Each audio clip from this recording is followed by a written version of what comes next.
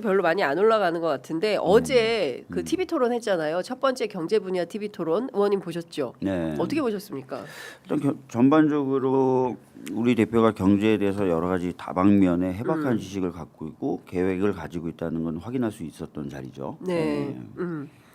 그리고 어제 뭐 여러 가지 이슈들이 있었는데 그 태도는 좀 어떻게 보셨습니까? 이준석 후보는 그냥 평상시 태도가 여과없이 그냥 다 나오던데요. 평상시 태도가 여과 없이 나왔다. 네. 근데 이제 과도하게 친중몰이?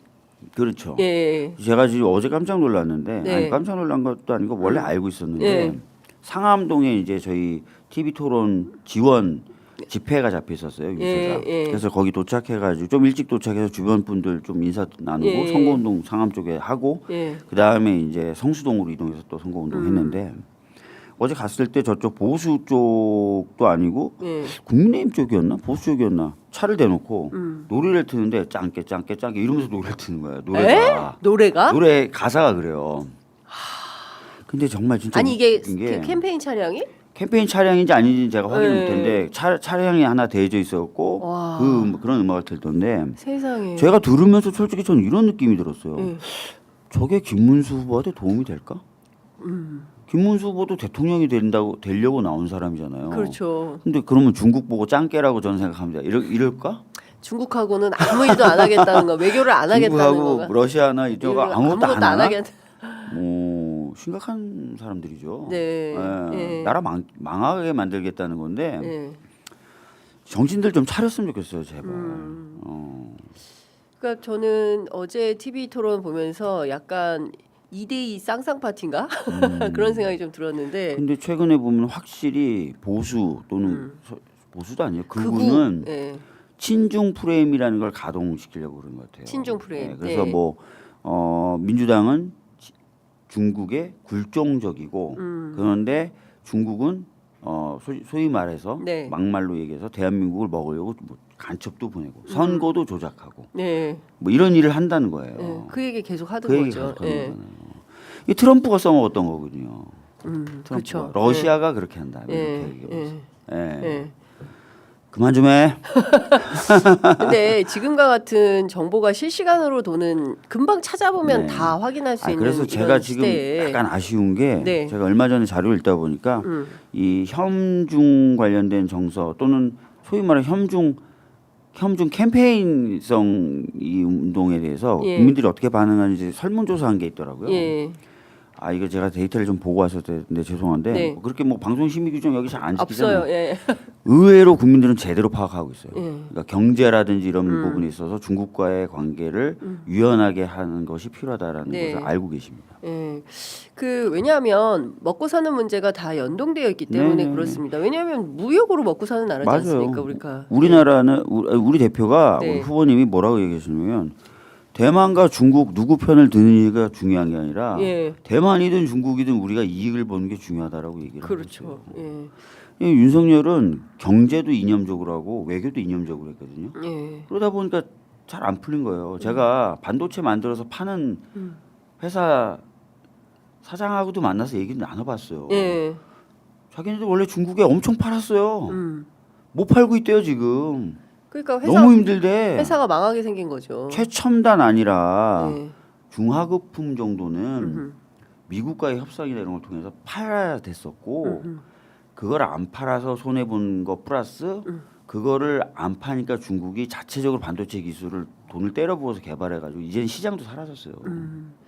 그러니까 지금 제정신 좀 차리라 그래 제발. 그러니까요. 그리고 저는 뭐 대만 유사시 어떻게 할 거냐 말 거냐 뭐 이런 식의 프레임을 가지고 네. 그러니까 30초도 안 주고 너 예스인지 노인지 그것만 말해. 됐어. 이렇게 가는 토론 방식. 외교를 그렇게 하나요 그러면? 그러니까 저는 외교를 이제는 다 딱 정해놓고 그래. 딱 정해놓고 그럼 외교가 필요 없죠. 그러니까 외교가 얼마나 외교 필요 없고 다 냉전처럼 팀이 짜져 있는 거야 딱. 그러니까 외교 그렇죠. 없어. 머리 듣고 싸우는 우리 일밖에 외교 없어. 싸우는 것밖에 없어. 자, 네. 외교 없어. 네.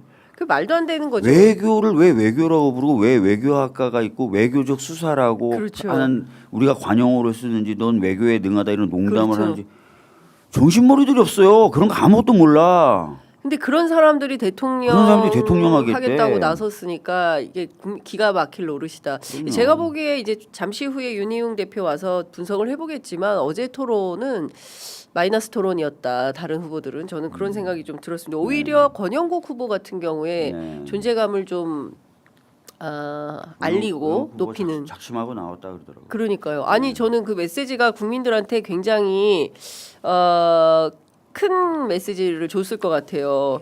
그 윤석열한테 조아리고 네, 특히 김문수 지지 선언 받으 후보는 기쁩니까? 김문수 후보는 네. 내가 들으면서 진짜 황당한 게 네. 권영국 후보가 잘 지적했는데 네. 중대재해처벌법은 여야 합의 처리예요. 제가 대표 발의해서 네. 제가 합의 처리 이끌었어요. 네. 제가 듣다 보니까 황당하더라고. 지들도 합의해서 처리해놓고 네. 악법이래. 그러니까 말도 안 되는 소리 하고 있고요. 노란봉투법. 노란봉투법이요. 대법원이 우리나라 법률 최고 전문가입니다. 그러니까 정치적인 뭐 요즘에서 욕은 많이 먹죠. 법률적인 부분에서는 최고예요. 그리고 보수적입니까 진보적입니까? 보수적이죠. 엄청 보수적이거든요. 네. 노란봉투법에 대한 법원 행정처가 보낸 공식 의견서를 보세요. 김문수 후보는 네. 헛소리하지 말고 그러니까 기존에 축적되었던 판례를 반영하는 수준의 것이다. 네. 아무 문제 없다. 이게 대법원의 입장이에요. 보수적인 대법원 그렇게 기업 사랑하고 기업 나 좋아요 기업 이런 대법원이 하는 얘기예요. 네. 아니 근데 제가 전반적으로 보니까 김문수 후보는 보고 읽더라고요. 질문도 제가 준비가 너무 안 돼 답답하고 있어. 준비가 안 돼 있어. 완전 졸려 보이시더라고. 그러니까 주무셔야 될 것 같아요. 힘들어 보이시더라고요. 그러니까 제가 보기에는 토론할 준비는 조금 안 돼 있는 것 같다라는 생각이 좀 들었습니다. 어쨌든 이제 다음 주에 이제 정치 분야 나오니까 그리고 원전도 김문수 후보나 이준석 후보 원전이 싸다고요? 자, 우리나라에 지금 고준위 방패장 있어요, 없어요? 고준위 방패장 없어도 다 지금 그 핵연료 폐기 연료 어디다 보관하고 있어요? 그 핵발전소에 저장고에 그냥 보관하고 있어요. 그러니까. 그래서 어떤 사람들은 뭐라 그러냐면 화장실이 없다. 그렇지. 먹긴 한데 화장실이 없다. 그러니까 아파트에 화장실이 없는 아파트를 예. 계속 짓자고 하는 거다. 그거 짓고요. 그 관리하고요 하는 돈까지 포함해서 계산해 보세요. 그 다음에 워낙 핵발전소에 많이 저장고를 하고 거기밖에 현재는 없으니까 핵발전소를 돌리기 위해서 핵발전소를 또 지어야 된다는 얘기가 나오는 거예요. 지금. 그러니까요. 심각하다. 그런 것도 감안해 주세요. 그리고 한번 진짜 할 얘기 진짜 많은데. 할 얘기가 너무 많죠. 정책적으로는 진짜 할 얘기가 너무 많은데 그래도 이 얘기는 좀 해야 될 것 같아요.